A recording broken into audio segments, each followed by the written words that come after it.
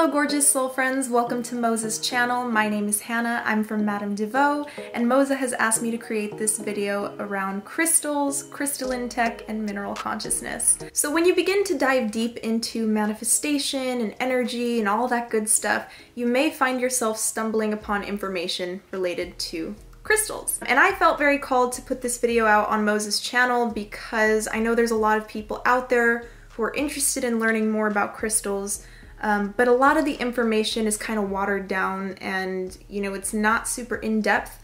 I don't feel I would be doing crystals any justice if I didn't mention crystalline tech and mineral consciousness specifically, because this will help you understand how these little lovely things are working in your life and how they can really serve you and aid you in your manifestation journey, but just with life itself. It's super crucial to the progression of humanity that we embrace crystals as conscious beings with whom we can develop harmonious relationships with.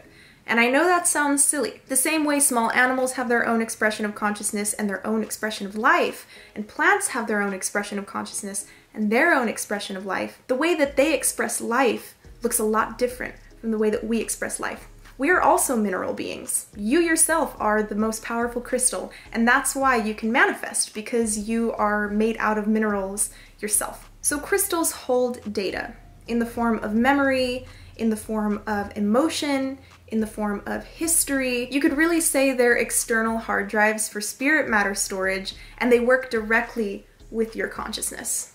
They work directly with your mind, and they can later be re-accessed. Quartz is even used in the construction of computer chips, but utilizing crystals with synthetic technology really limits their ability. The extent of crystal power can only be accessed by your consciousness when you hone your extrasensory perception or your psychic abilities. So part of the original purpose of crystals was to assist the soul in its journey as an incarnated being in the 3D Earth matrix. The crystal would act very similar to a Horcrux. So if you've seen Harry Potter, J.K. Rowling did a really good explanation of this, the way that Voldemort could store bits of his soul, bits of his memory, bits of his essence within various objects. You can store bits of your essence into these crystals. And it can later be rediscovered in a new lifetime through the magnificent web of synchronicity, the same web that connects you coincidentally to your desires when you manifest. The crystal can later be refound in order to allow the soul to re-access memories from previous lifetimes. Because think about it, guys, rocks can last eons. I mean, they can last a very, very long time, especially when they're untouched by the elements. So it would be like if somebody programmed this crystal with specific knowledge and memories and emotions and all of that, and this crystal standing the test of time and coincidentally finding that same soul in another body centuries later, so that they can utilize the crystal to reactivate those memories from the previous lifetime and apply them in their new experience. In fact, the Earth itself has memory. It's the minerals within Mother Earth that transmit energy to help you remember who you are, to help you remember that you are a very powerful being, that you are an infinite being coming down to have a temporary human experience. We're basically living on a giant crystal ball, and that's why you frequently see people who are spiritual referring to the Earth as a female, and even referring to her as a mother, because she is a feminine mineral body who is hosting your temporary human vessel. And this is why you yourself also emit your own frequency, because it's the minerals within your body that are emitting a certain essence that can be picked up by others. So crystals work by transmitting certain vibratory frequencies which can dominate your own and make you a better match for manifesting like experiences. But this only works if you allow yourself to let go and be receptive to the energy that the crystal has to offer. If you don't believe that they work, then the extent of their power will not be accessed. Kind of like in the movie Onward. If you've seen Onward by Pixar, Ian is attempting to walk on thin air, and he is only able to after he successfully believes that he can. So it's all about belief and intent, and that's what the crystals really power, is your intentions. So you can consciously program these crystals with a specific intent, like manifesting love or protection, but you don't have to program them with a specific intent. They each have their own collective archetypal associations that are already kind of resonating before you even put an intention in there. But of course, you, again, are the most powerful crystal. your will outlaws everything, your intent outlaws everything. So if you decide that this is a crystal for manifesting, you know, good grades, then that's what it'll be. But archetypally, rose quartz is associated with manifesting love. So automatically, even before you program any kind of intent, that's already what this crystal is vibrating at. It'll already begin to manifest certain like experiences related to love, self-love, love of others, all of that good stuff. Certain crystals are much more naturally resonant to certain frequencies, but again, you have all of the power. Being the most powerful crystal, you have all the power in regards to your intent, which is why, you know, a lot of manifestation coaches talk about not needing crystals, which, yes, you don't need crystals to manifest. You don't need anything to manifest, but they do help. They can really add jet fuel to your experience. They can add jet fuel to your intention, especially if you struggle with maintaining faith in your ability. Sometimes using tangible tools can really help us ground our intentions into the material so that we believe that they're working. But even if you don't program them with a specific ability, they already have a natural resonance to a specific type of frequency based on archetypal associations. So over time, people have put certain intentions into these crystals, which have grown and grown and grown in power. And now, because there's so many people that naturally associate rose quartz with love, that's the frequency that it naturally resonates at. I hope that makes sense. So even if you don't program them with a specific ability, they will already have their own natural frequency. But your will outlaws everything, so if you decide that you want to put a specific intention in a crystal, you're more than welcome to. And this is kind of why each crystal has its own properties that you can look up online. Because again, over time, each crystal becomes affiliated with different purposes. So they begin to hold that energy as a result of the collective intention. Now, let's talk a little bit about crystalline technology because it's a very powerful form of tech. And it appears useless because, you know, the collective has forgotten how to properly use it. And I have a video on my own channel talking about Atlantis and Lemuria, the various forgotten civilizations that were highly advanced for their time because they utilized crystalline tech. They utilized nature as technology because nature is its own technology. And I explain that a little bit more in the video. So if you'd like to watch that, I'll go ahead and leave a link in the description box. You can also check out my channel at any point in time. But a lot of the Dungeons and Dragons type magic is actually real magic that can be applied in real life with enough faith. And it's the same thing with crystals. Crystals can power certain things. You can put them on necklaces. You can put them on rings. You know, you can have your own little enchanted rings. People use magic wands for tarot reading and for, you know, healing and all of that stuff. Those crystals are powering the wand or the ring or whatever, especially if the ring or the necklace or whatever you're putting the crystal on is made out of real metal, gold or silver, things that actually come from the earth. It's very, very powerful. Enchanting things is real. It's very much real, but it requires your faith and your intention because, again, you are the most powerful crystal. If you decide something is not real, then it won't be for you.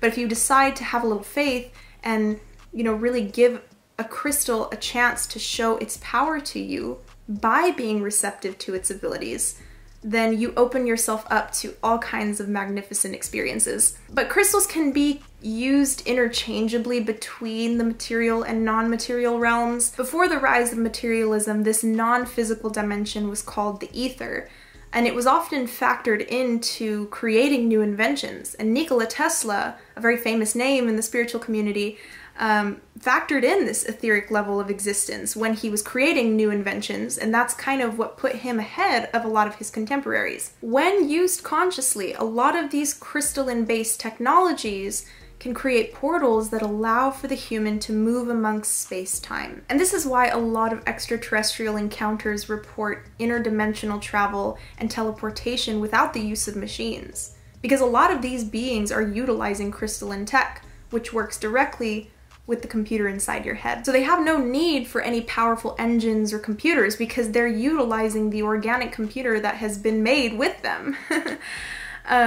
And the highest form of ancient advanced technology was crystalline based. If you do any research into Atlantis and a lot of these other highly advanced civilizations, they were utilizing organic crystalline-based technology and life force energy as their technology. And by further integrating with synthetic technology, we limit our ability to interact with crystals and with other various forms of organic tech. We think technology is something that is separate from nature, but nature itself is technology. The human form is technology. The ability to evolve is technology. Remember, all computers were modeled after your brain. And with enough honing of your ESP, your psychic abilities, you can do anything a computer can do and more. And I have a video talking about how to develop your psychic abilities on my channel. I'll also make one for this channel coming soon, so we can kind of talk a bit about that. Inorganic technology is dominating nature, but nature herself is technology. And if we can figure out a way to harmoniously blend that two, we could see a lot of advancement far beyond anything we've ever seen before. So that is how crystals work. Again, they're not necessary for your manifestation experience, but they do help.